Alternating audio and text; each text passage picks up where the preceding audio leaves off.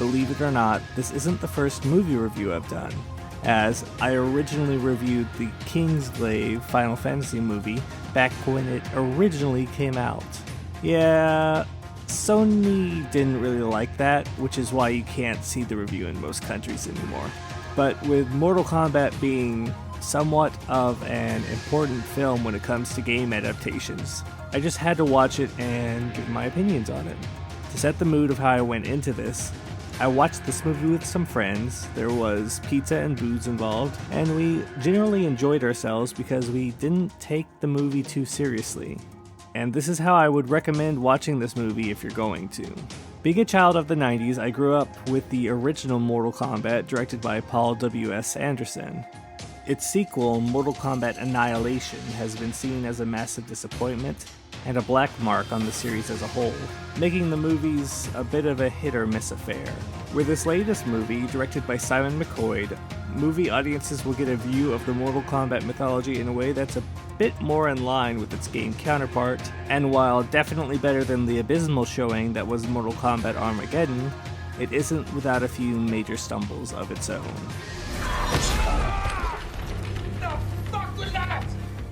Before we go down what the movie does wrong, let's go over some of the things that I really enjoyed. First off, I would have to say that two of the best casting choices in the movie have to be Hiroyuki Sanada as Hanzo Hasashi / Scorpion, and Joe Taslim as Bihan / Sub-Zero. Both do an amazing job and manage to set the tone and capture the audience's attention from the very beginning of the movie, which is also somewhat unfortunate since I would consider this being one of the best scenes that the movie has to offer. And after this happens, they are pretty much pushed into the background for the remainder of the movie, while other characters fill the gap. For the majority of the story, we will be following Louis Tan as Cole Young, Jessica McNamee as Sonya Blade, and Josh Lawson as Kano, with additional characters Jax, played by Mahad Brooks, Liu Kang, played by Ludi Lin, and Kung Lao, played by Max Wong, becoming more integrated into the plot as time goes on. The majority of the characters are direct and relatively believable one-to-one versions of their game counterparts, with a few exceptions. This generally applies for all characters except for the primary protagonist, Cole, who doesn't actually have an in-game counterpart. This means that for a lot of fans of the game, his character was going to be make or break for the movie. And unfortunately, I feel that most people are going to fall on the break side of things. The unfortunate reality is that Cole ends up being kind of uninteresting when compared to the larger-than-life characters around him, which I think somewhat makes sense as he is meant to be the audience surrogate and stand-in.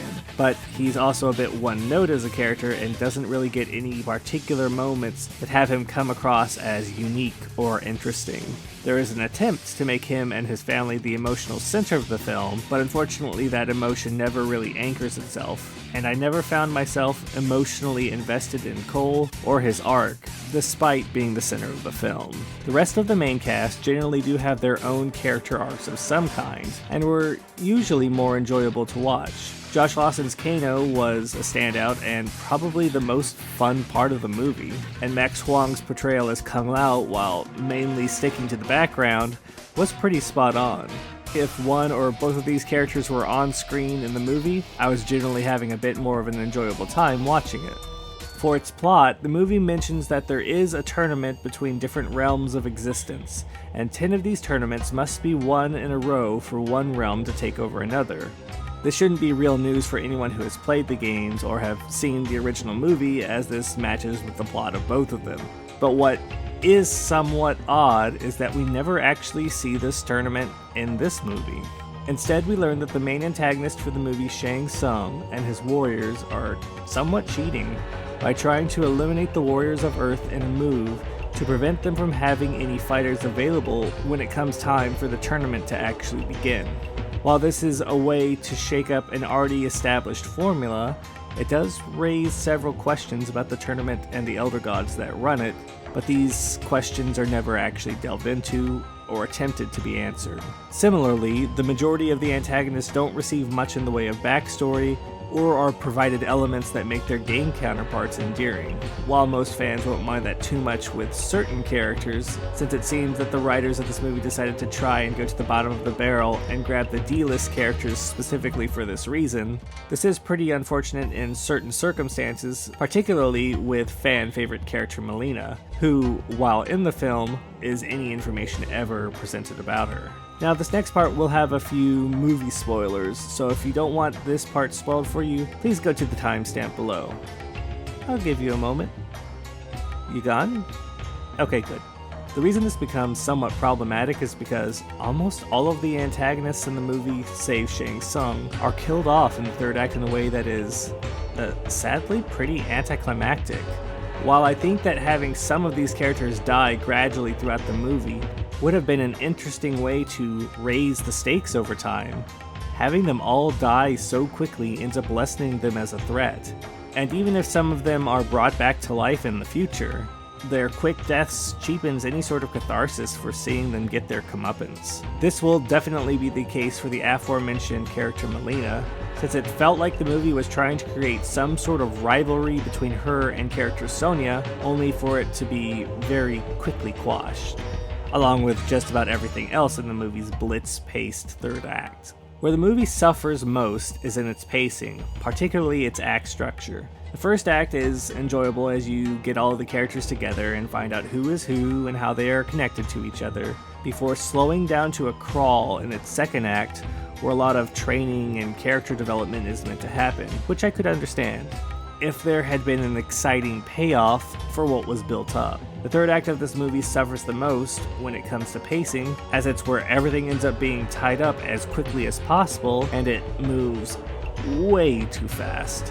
Threats that had been built up are very quickly discarded, and villains are being dropped left and right. This is where I think completely removing the tournament from the movie was a bit of a mistake, as a tournament setting would have allowed the fights to be spread out a bit more, and evenly, instead of the lull that ended up bringing down the energy in the second act.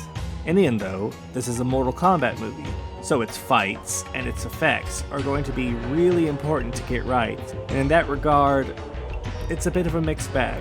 The actual fights in the movie jump back and forth between being really fun to watch and honestly looking a bit awkward at times. Similarly, the effects tend to jump between looking fantastic and looking somewhat unfinished.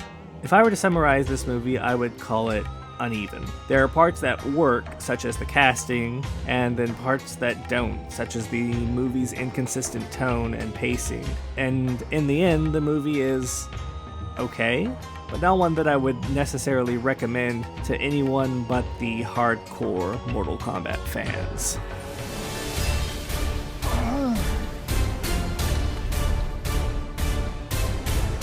Get over here!